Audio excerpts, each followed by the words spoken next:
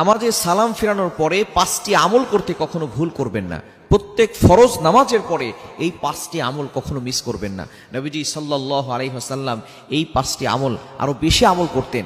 আমি আপনাদের কাছে সহজ করণার্থে 5টি আমলের কথা বলছি। এগুলো অবশ্যই আমরা নামাজের সালাম ফেরানোর পরেই আমরা আমলগুলো করব। প্রত্যেক ফরজ নামাজের পরে নামাজ অবশ্যই পড়ব, মাস্ট বি। নামাজ পড়ার পরে আমরা এই 5টি আমল কেউ ছাড়বো না। 1 নাম্বার, সালাম ফেরানোর পরেই আপনি একবার উচ্চ স্বরে বলবেন আল্লাহু আকবার।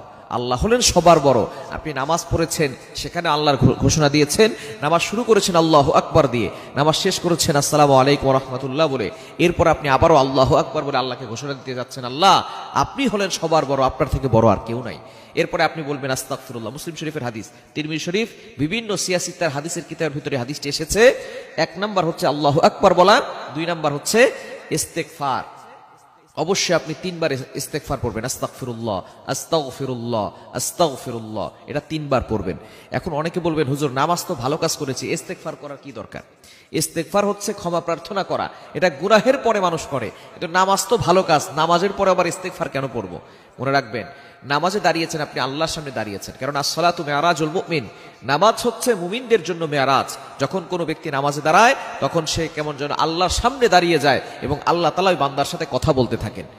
নবীজি সাল্লাল্লাহু আলাইহি ওয়াসাল্লাম সহিহ মুসলিম শরীফের ভিতরে বলে দিয়েছেন যে ব্যক্তি নামাজে দাঁড়ায় সূরা ফাতিহা পড়ে আলহামদুলিল্লাহি রাব্বিল আলামিন, all praise is due to Allah, সমস্ত প্রশংসা আল্লাহর জন্য, সাথে সাথে আল্লাহ বলে হামিদানি আব্দি, my servant is praising me, আমার বান্দা আমার প্রশংসা করেছে। সুতরাং বান্দা আল্লাহর সাথে নামাজের ভিতরে কথা বলে।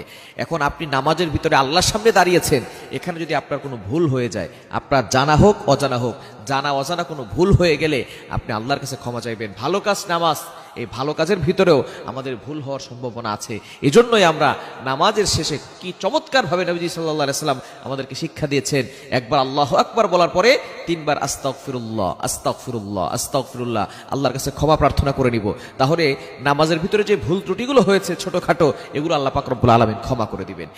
3 নাম্বার হচ্ছে, এই হাদিসের ভিতরে এসেছে, এই দোয়াটা নবীজি সাল্লাল্লাহু আলাইহি ওয়াসাল্লাম পড়তেন। ইস্তেগফার 3 বার পড়ার পরে তারপরে বলতেন আল্লাহুম্মা আনতাস সালাম ওয়া মিনকাস সালাম তাবারাকতা রব্বানা ওয়া তাআলাইকা ইয়া জাল জালালি ওয়াল ইকরাম। এই দোয়াটা আমরা পড়বো ইনশাআল্লাহ প্রত্যেক নামাজের পরে। আল্লাহু আকবার একবার বলবো, 3 বার আস্তাগফিরুল্লাহ পড়বো, এরপরেই আমরা এই দোয়াটা পড়বো আল্লাহুম্মা আনতাস সালাম ওয়া মিনকাস সালাম তাবারাকতা রব্বানা ওয়া তাআলাইকা ইয়া জাল জালালি ওয়াল ইকরাম। এটা আমরা পড়ে নিব ইনশাআল্লাহ।